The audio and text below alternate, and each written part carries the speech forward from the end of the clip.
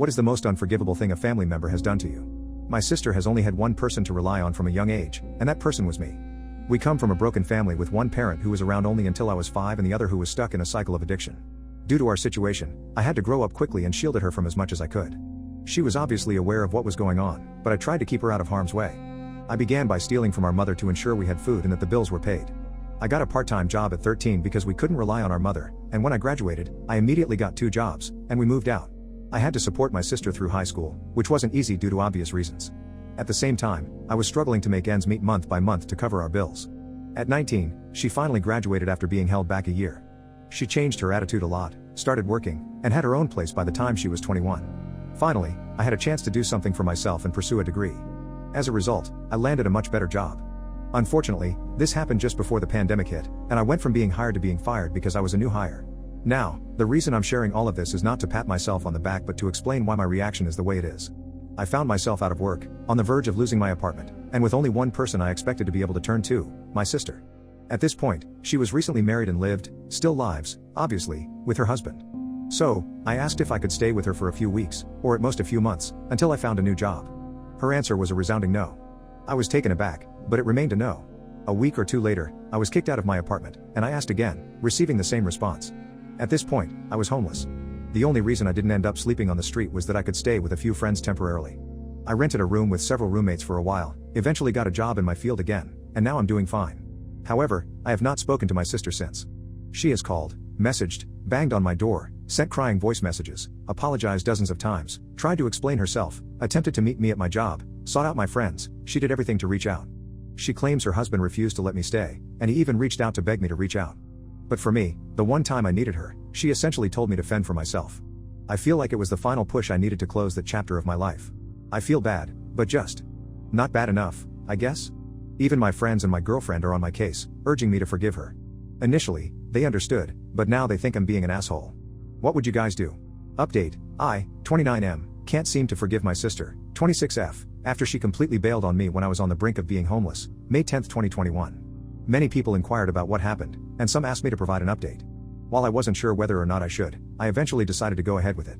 First, I want to apologize to the people who commented on my post. I made my initial post, and it didn't seem to gain much attention at all, so I stopped checking it for about a day. When I returned, I realized that I had received numerous comments.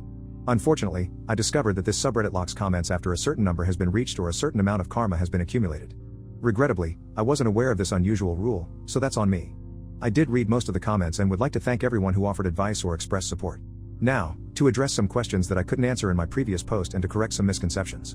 The initial no responses didn't come with a reasonable explanation.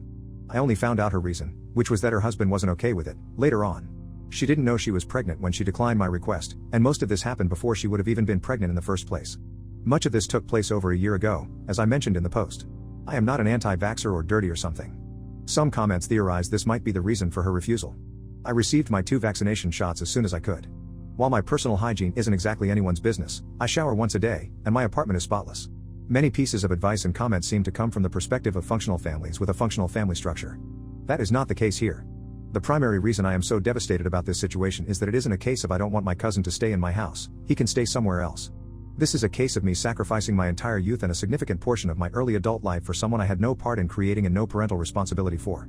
The first and only time I asked her to do something for me, as the only person I could reasonably fall back on, she refused. That's more than a familial dispute, it's a straight-up betrayal. This is also a response to those who argue that she owes me nothing because I chose to be a parent. With that said, here's what I decided to do. I told my girlfriend and the friends who had involved themselves or were involved by my sister to back off or lose my number. They don't understand my perspective and likely never will, and I need to accept that. I have a tendency to talk about my life as if it's standard, but it's only standard for me. Luckily, most people don't go through any of that. I had longer face-to-face conversations with my girlfriend and individual close friends, but it essentially boils down to that. One friend who kept pestering me was dropped as a friend. My girlfriend was apologetic, and most friends either apologized or said they dropped the subject. I wrote a lengthy email to my sister. In the email, I explained to her how her refusal to let me stay with her for what ended up being a few weeks made me feel. I detailed a long list of things I had done to take care of her. Towards the end of the email, I made it clear that even if I accept her version of the story as truth, with her husband as the reason I couldn't stay, it's entirely irrelevant to me. That just means she didn't fight for me at all. I also informed her that I have no interest in meeting her child at this moment, and I'm not interested in reconnecting with her. If that changes in the future, I'll be the one to reach out. I told her to let this be a lesson to her, just as it has been a painful lesson for me.